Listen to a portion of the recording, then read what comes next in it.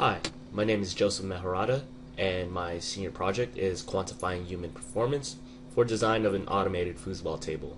My senior project advisor for this project is Dr. Jose Macedo. First of all, I would like to give a brief introduction and background of the project. Next, I'll describe the problem statement involved. Then I will talk about the applicable industrial engineering coursework involved in solving this problem. Next, I'll talk about exactly what foosball is, the techniques used in foosball, ways on quantifying skill, and my proposed methodology in solving this problem statement. So Yaskawa America Incorporated is a US-based corporation that specializes in products and support for automation technology. The company is the largest manufacturer for AC inverter drives, servo and motion control, and robotics automation systems in the world.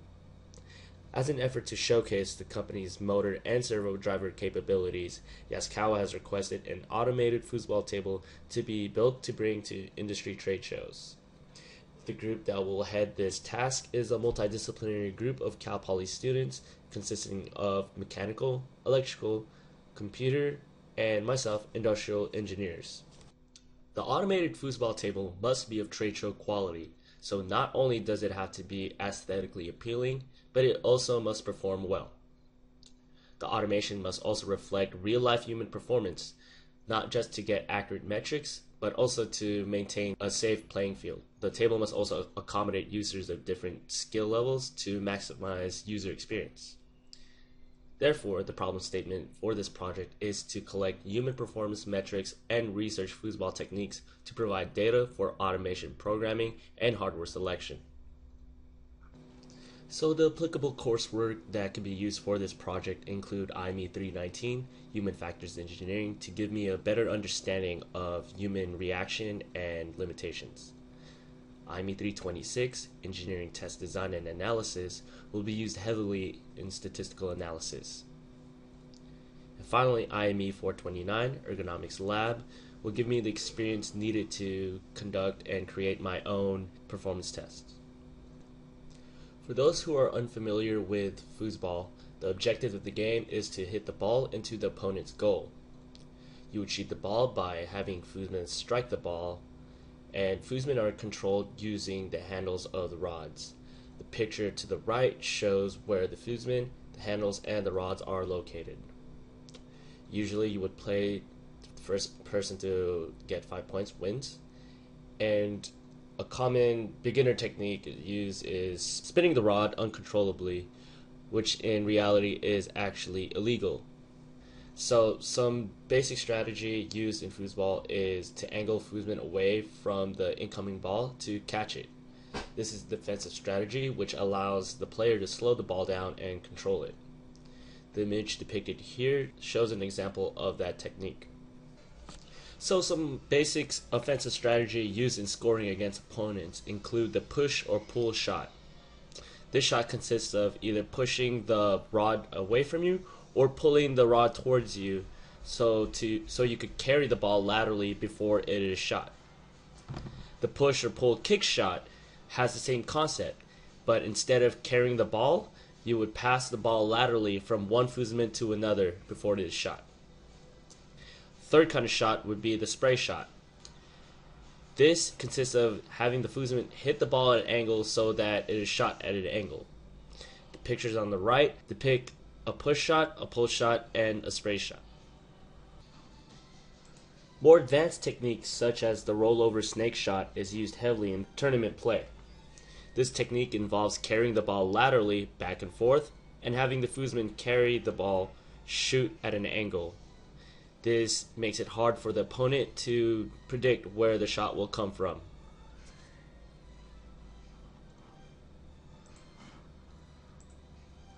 Another advanced strategy is the tic-tac shot.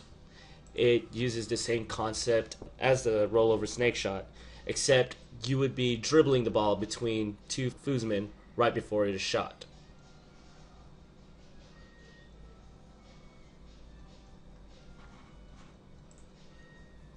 A third type of advanced offensive strategy is the bank shot. This involves the foosman hitting the ball at an angle so The ball shoots at an angle, hits and ricochets off the wall and into the goal. The diagram below shows the example of how the shot is conducted. So looking past the different techniques and strategies used in foosball, it's important to figure out a way on how to rank and quantify skill level. So Microsoft has developed a ranking system called TrueSkill for their Xbox Live gaming network. It quantifies skill level to a unitless numerical value, and the system calculates the mean and the standard deviation of a player's skill through multiple games played. It is based off the Bayesian inference method, which calculates a future probability given a previous probability. So when a new player starts to get ranked under the TrueSkill ranking system, early on, the standard deviation, or the uncertainty of the skill rank, is rather large. As more games are played, mean skill rank readjusts and the standard deviation gets smaller. For normally distributed data, about 99.6% of all occurrences fall within 3 standard deviations from the mean. So for example, if a player has a mean score of 50 and standard deviation is 2, it is very unlikely that anyone with lower than a score of 44 will beat that person, and it is highly unlikely that that person will beat anyone with a score of above 56. So under the TrueSkill ranking system, for 1-on-1 matches, 12 games must be played to find initial skill level. Any games after 12 games would not make a significant difference in the data. So with the research on the different techniques and strategies used in a game of foosball and the research on how to quantify skill level, I'm able to propose my methodology in solving the problem statement. So the first problem is finding the right hardware to select for the design of the foosball table. So first of all, I would measure the maximum acceleration and speed of lateral rod movement and rod rotation. To record the data, I would use accelerometers, and I would have advanced players be the volunteers for these tests. The reason why I want advanced players for these tests is because I will be recording maximum values rather than mean values. And the tests will not reflect actual gameplay. I would have volunteers do simple tasks such as flicking the rod as if they were about to hit a ball and moving the rods laterally as quick as they could.